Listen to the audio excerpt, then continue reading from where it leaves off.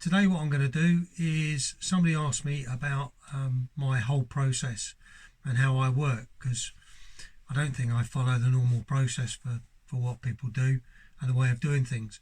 So this is my way. I'm not saying it's the right way. I've sort of adapted it from, I've only had one lesson, and that was a few years ago now with the fantastic Ron Caddy over in Andover, the guru for us pen makers. So what I'm going to do today is I'm going to go through step by step on how I do an Amiga fountain pen, and I'm going to be using some historical wood from a Dunfermline Cathedral that Robert the Bruce, a lot of history there, so it'll be one for the jocks. All right, I'll just take you through this step by step. Thank you.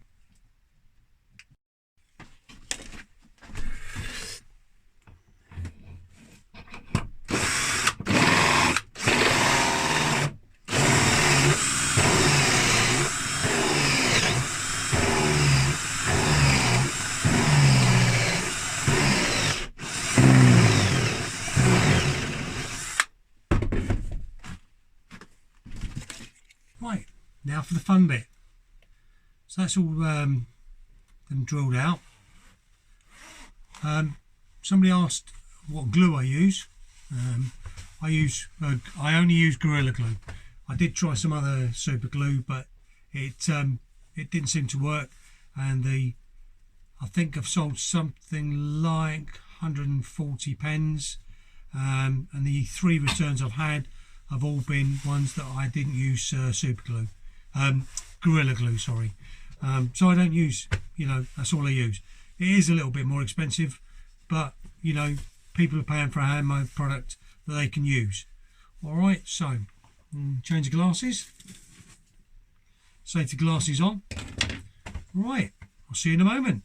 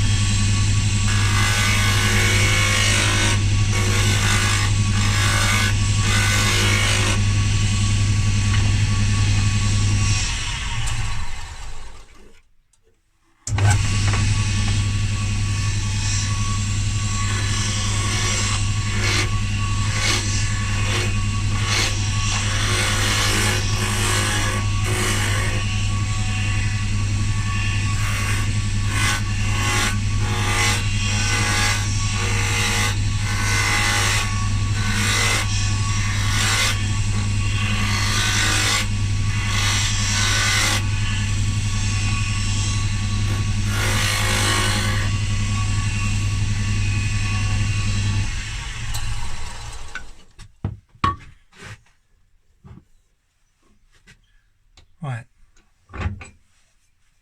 that's the majority of that done. So let's start the sanding.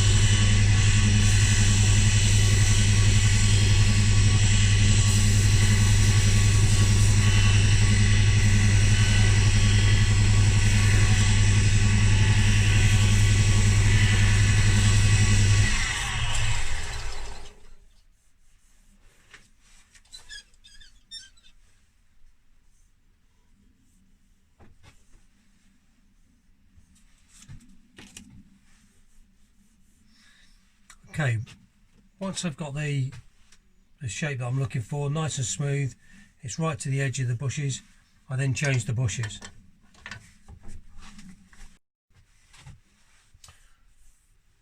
Okay, so once I've all done, I then change the bushes over to finishing bushes.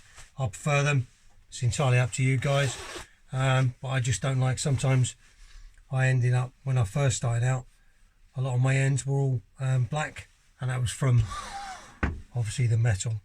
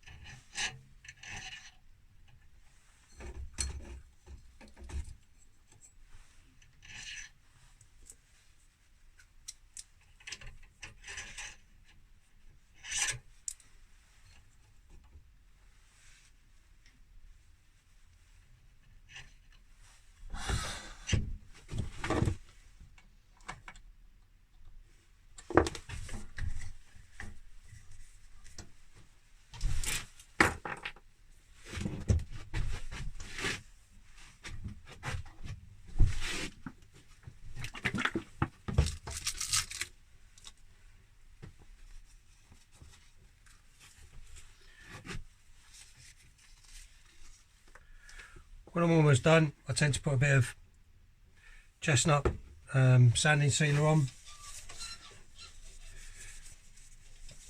Again, I'm not overly sure if this is the right way to do it. It's the way that I found works for me.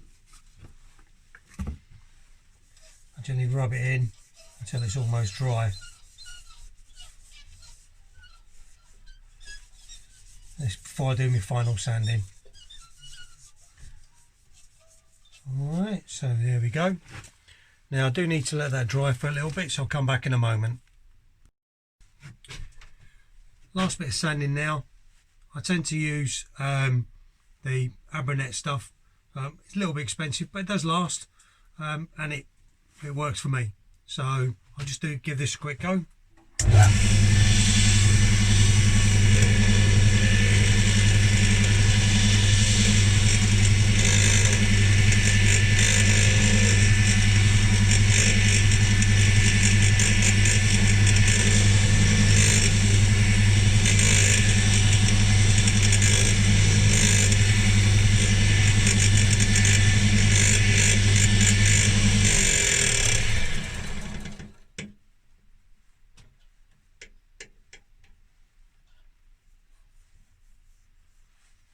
Right, that's all done.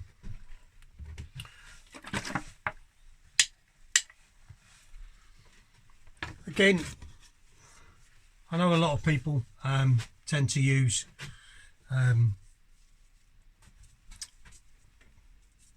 CA, super glue finishes. I don't particularly like the finish. I like chestnut, melamine lacquer, which I think works quite well. So I'm just going to do a few layers of this. Again, just put a little bit on initially.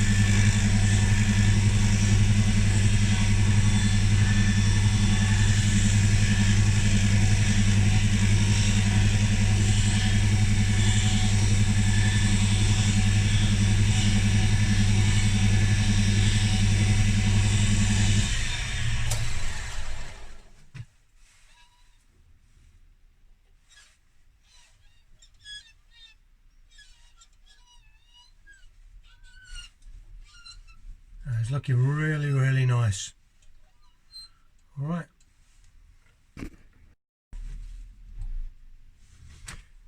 Lastly, pop a bit of wax on. Good thing I like about this one is you can actually see it going on and coming off, so you can make sure you've got a nice even coat along. Again, it's what I prefer to use, and a couple of my friends that have been product testing as well, some of my pens that are two years old are actually still going strong, no problems at all. So the system seems to work.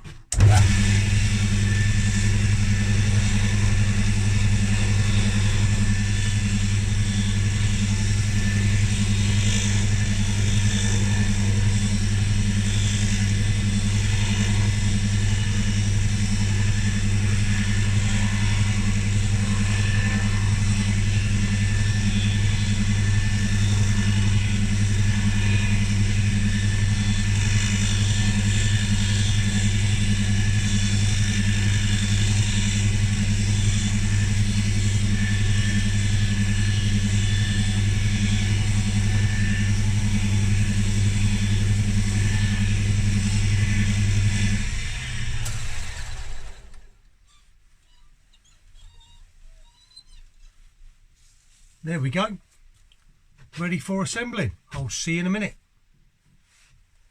Phil, smile. Right, back again. Fine little bit. I always tend to lay everything out before I start, just see if anything's missing from the kits. after 99% of the time there's not, but it's just a last little check before you start assembling. There's nothing worse than getting halfway through. I use all sorts of kits from about 4 or 5 suppliers, all UK based.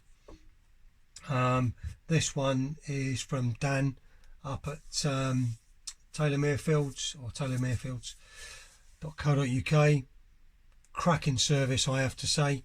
I'm very lucky that the 4 people that I do use are absolutely fantastic. Their customer service is second to none.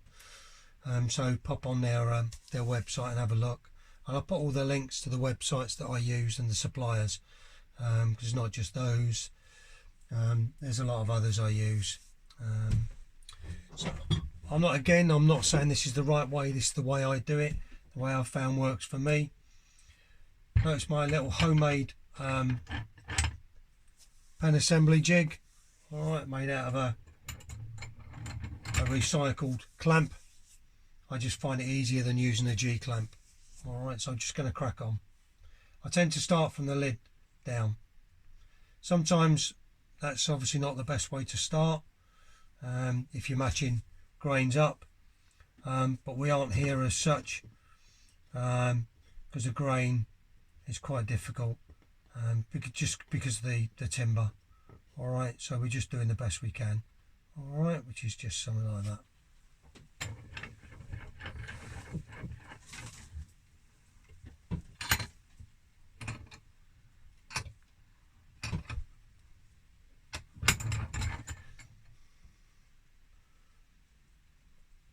Now, one thing I have learnt from experience is taking it easy when you're clamping up. The amount of times, the amount of blanks, there you go, that should help. The amount of blanks that I've knackered through rushing things has been unbelievable. Well, that just slots into there like that, and then that goes into there.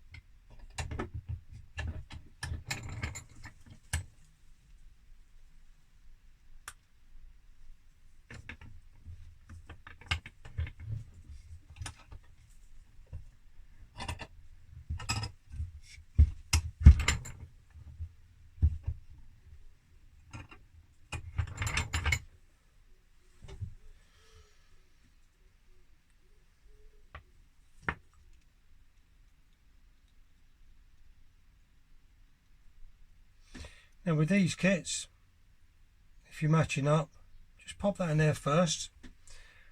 Match up your grains. I know for a fact that it's just there, all right, because I've just been keeping it nice and on the block there. That's why I just keep it nice and level.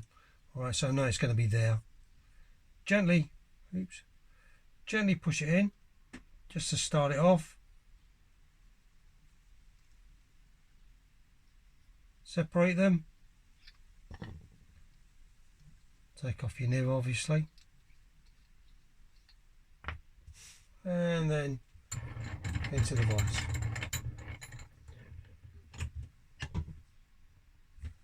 Nice and gentle.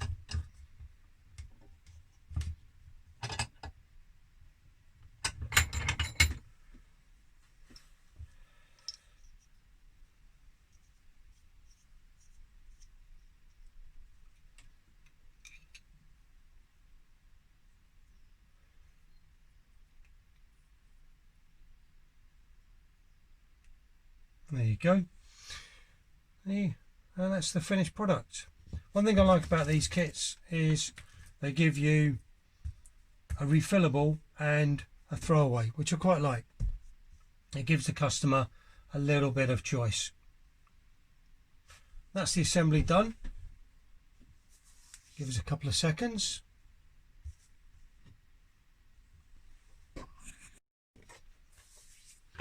Right, that's it done. There's the end product. A little bit of history there from Robert the Bruce, or the Cathedral where he's buried. Hope the light's not bouncing off my head too much and reflecting. Don't want to put any makeup on, that's just a bit silly.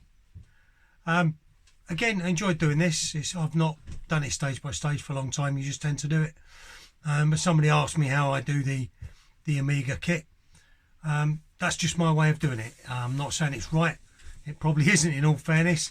As I say, I've just had half a day's training, and the rest of it is learn as you go, which I think is the best way. Love for you to hit the subscribe button if you can. That'd be nice, and you'll see when the next video is coming up. I'm doing one a week at the minute, and I'm hoping when I get it better, mainly in the editing, that these go at 2 a week. Thanks for watching. I'd love any feedback at all that you've got, good or bad. You know, that's how we learn. I've got a thing full of mistakes here, loads of mistakes that I've made over a period of time. I call it my learning wall. There's a classic one. I didn't paint the inside of that, and you can see the tube through it. So, lesson learned. Alright, thank you very much for watching. Don't forget to subscribe and hit the bell. See ya.